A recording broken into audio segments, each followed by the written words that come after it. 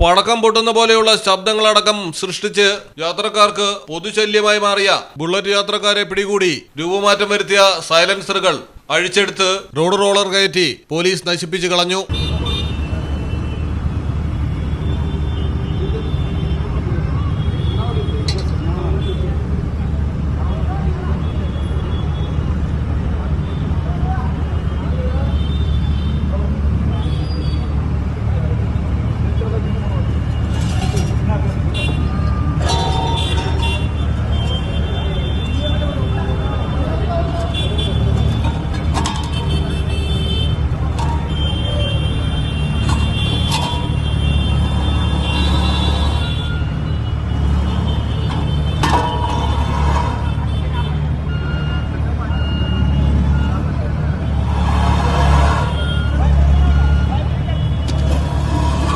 പൂനെയിലാണ് സംഭവം.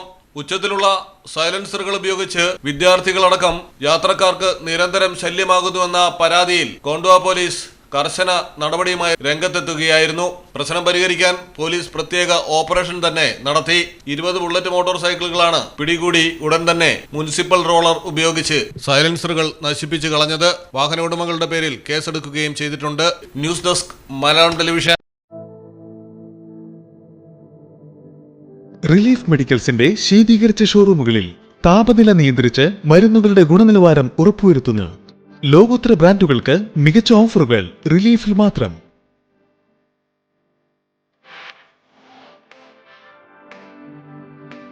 മരുന്നുകൾക്ക് 40% വരെ വിലക്കിഴിവ്.